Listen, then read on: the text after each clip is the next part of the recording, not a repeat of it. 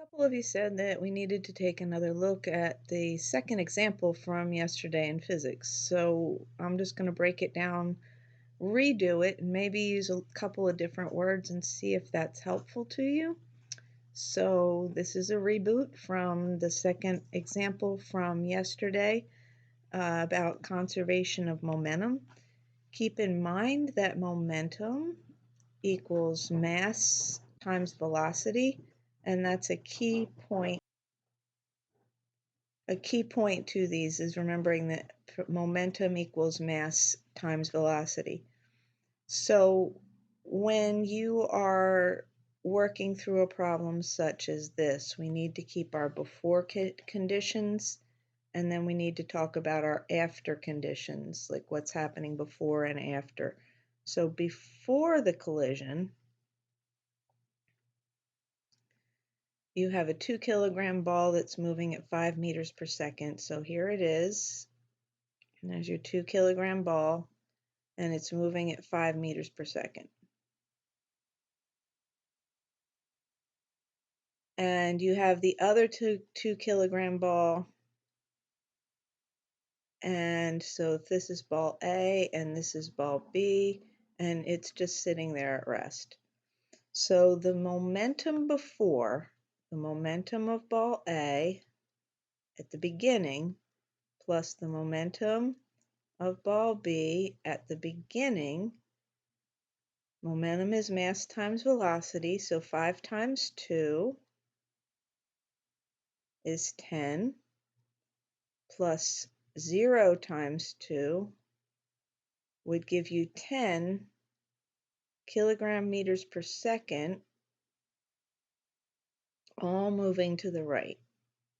Okay, so that would be our before conditions. After the collision, we have something else happening. After the collision, ball A is going to move off 30 degrees to the left of its original position. So you've got this happening. Okay, so we basically have ball A, and it moves off this way, and it's 30 degrees to the left. Now, maybe some of that 60-degree thing was confusing some of you, because what happened, it says after the collision, it moves off in a direction, B moves off in a direction 90 degrees to the right of ball B's final direction. So here's this one going off this way, 90 degrees from that would be here. So if we go straight into the other vector, I think that might be helpful. So this one would be what's happening with ball A, and then ball B moving off 90 degrees to the right of that would be what is here.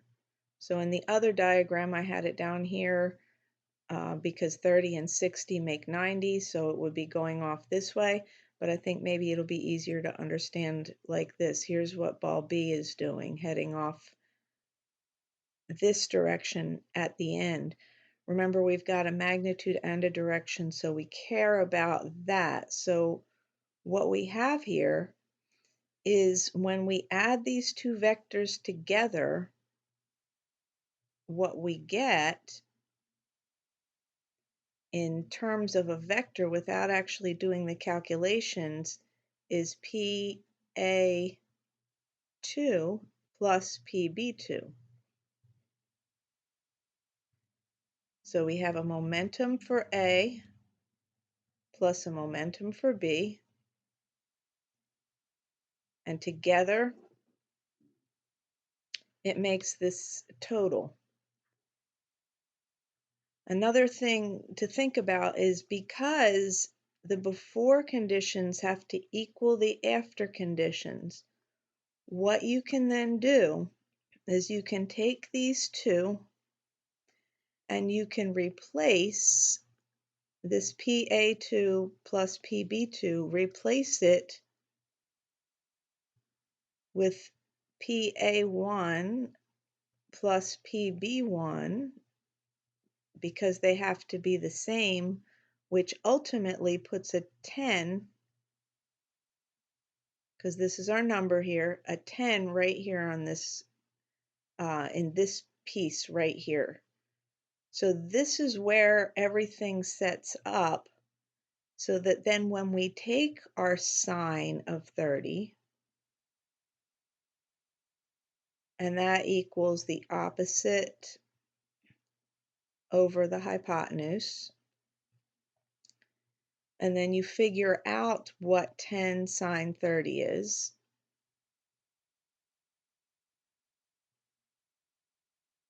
You're going to be getting the momentum of ball B after the collision. So let's just really quickly make sure we are in degree mode.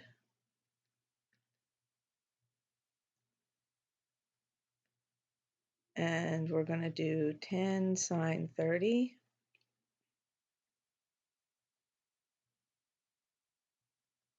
And we end up with 5. So this is our momentum.